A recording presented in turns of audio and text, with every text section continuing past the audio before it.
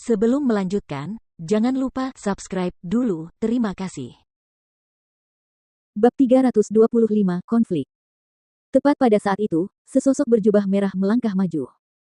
Itu adalah seorang pemuda yang memberikan kesan jahat, diikuti oleh seorang pria kuat dan tidak biasa dengan rambut ungu.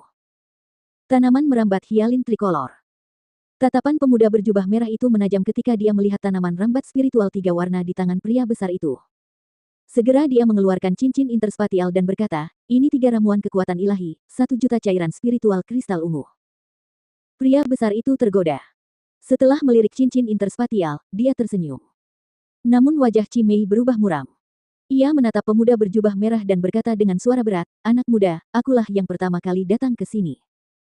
Lalu, pemuda berjubah merah itu mencibir dan berkata, memangnya kenapa? Dia tidak berjanji akan memberikannya padamu, kan? Anak muda, kau ingin bermain api, kan? Cimei marah. Cahaya dingin melintas di matanya. Oh. Pemuda berjubah merah itu mencibir dan menatap pria kuat berambut ungu di belakangnya. Jauh, singkirkan orang tua ini dari hadapanku. Ya. Pria kuat berambut ungu itu menoleh ke arah Cimei dan berteriak, orang tua, apakah kau ingin pergi sendiri atau aku harus menggunakan kekerasan? Seketika, kebrutalan dan sikap tidak masuk akal menyebar dari pria berambut ungu itu. Alam setengah suci. Dia adalah ahli setengah santo. Kudengar banyak ahli akan berkumpul di lembah Ice Nether kali ini, termasuk beberapa Half Saint bahkan ahli dari Saint Realm, tapi aku tidak menyangka akan melihat satu pun di sini.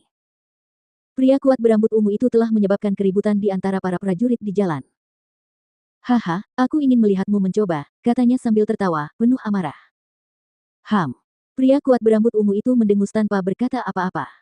Sebaliknya, dia dengan cepat mengumpulkan kekuatannya, yang berubah menjadi hantu dan kemudian bergegas keluar.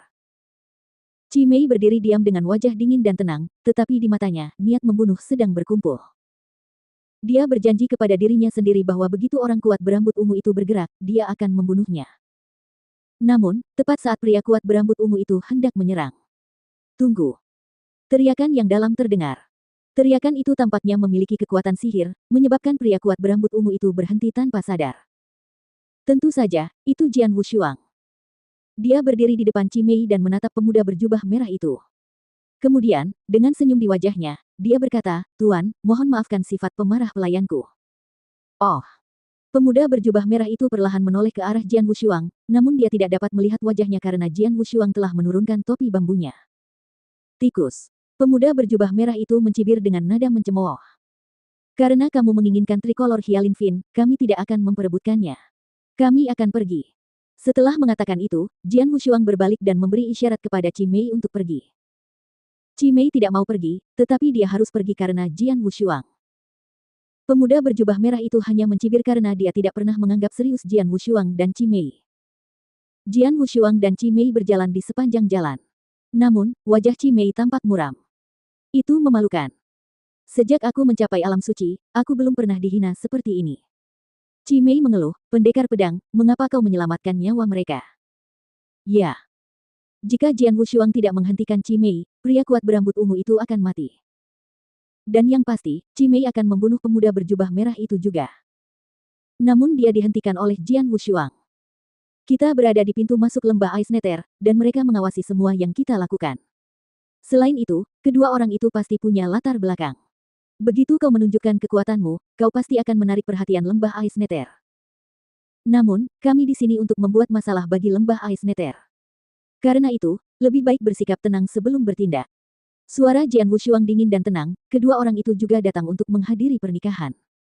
Kamu bisa berurusan dengan mereka setelah kami bertindak. Cimei terdiam. Kemudian dia menatap Jian Wushuang, mengangguk dengan enggan, dan berkata, kamu lebih kuat dan senjata ajaib itu masih ada di tanganmu, jadi kamu adalah bosnya.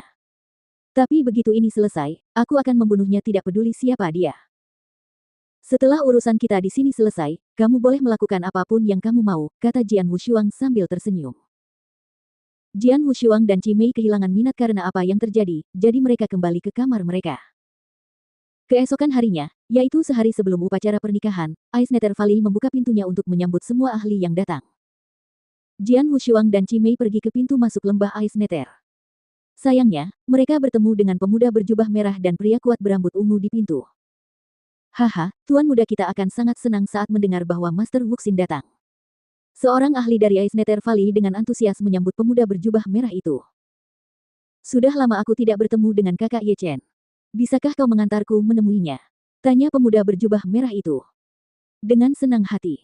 Pakar dari Ice Nether Valley menuntunnya, secara langsung, ke Ice Nether Valley. Itu menarik banyak perhatian di pintu. Siapa dia?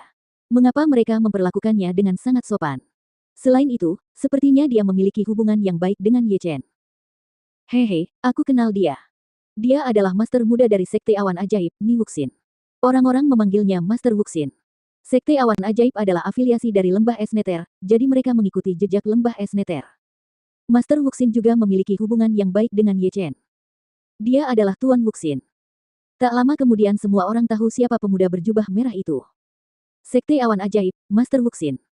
Jian Wushuang tersenyum tipis, menatap Chi Mei, dan berkata dengan nada sarkastis, kau sudah mendengarnya. Pemuda yang kita temui kemarin adalah seorang master sekte muda. Sekte Awan Ajaib. Chi Mei mencibir, aku pernah mendengarnya.